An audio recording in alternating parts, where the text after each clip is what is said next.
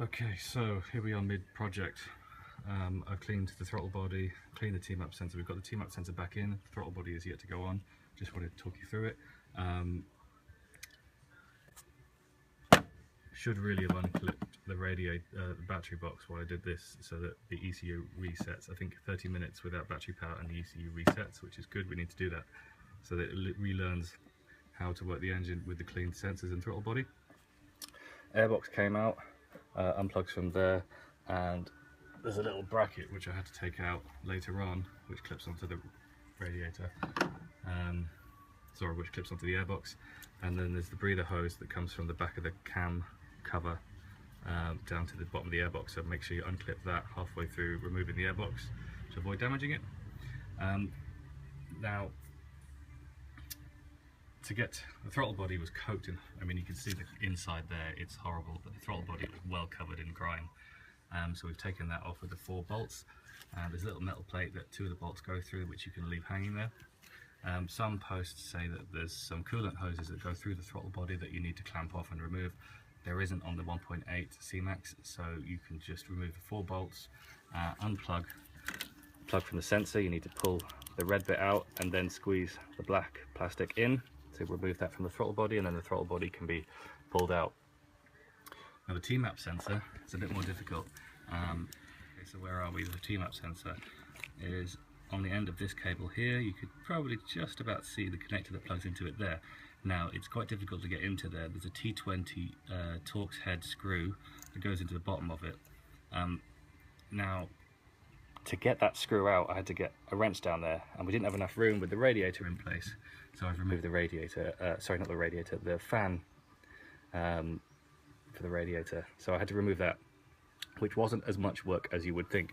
There are, if we go upside down for a second, there's a clip here and another clip at the bottom. The bottom clips need a little press on the side of the radiator fan, and then they'll pull up.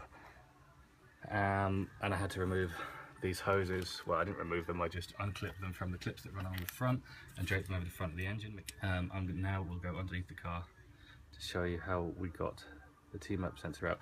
The TMap sensor back in there, you can't see the screw when you're getting it out. Once you've got the radiator fan out, then you can have enough room to get the Torx head on.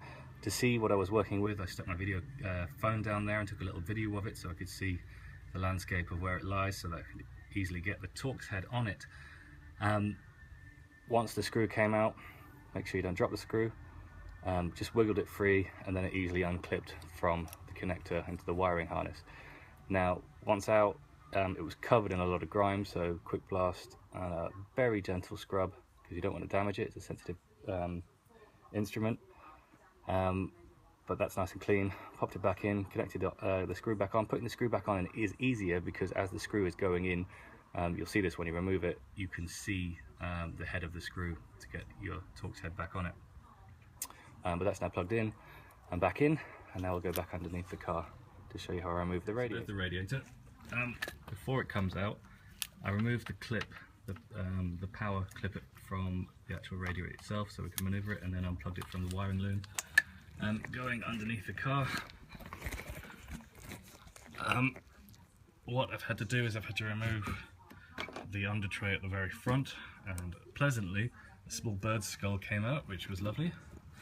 Now, where are we? I don't know if you're going to be able to see these. I might need to turn some light on here. Okay, where are we? Right, so there's 2 bolts here. I've loosened them a little bit on the other side, loosened them more on this side. The proper way of doing this is to remove the bolts and then put some longer bolts in, but just removing them as far as I dare gives you enough play to be able to push the radiator upwards. You release the clips at the bottom here, where are they? Yeah, here, and then you can push the radiator up. The right hand side of the radiator is a bit difficult. You need to unclip the top and unclip the bottom at the same time, but there's something pressing in the middle, so it kind of does that, and getting them both released is a bit difficult. But then the right hand side of the radiator comes down, and then that gives you enough room to get the top of the radiator past this hose here, and then everything comes out nice and easily. So the right hand side of the radiator, looking at it from the rear of the car, will come down first, then you can wiggle it all out.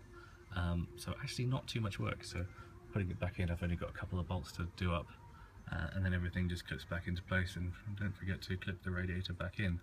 And if we can see the TMap sensor from down here, and there it is. So that's what you're working with. But with the throttle body off, actually with the radiator out, you could probably do it quite easily from below if you're not removing the throttle body. But if you're removing the throttle body anyway, then you've got enough room from up top to get it out nice and easily. Job done.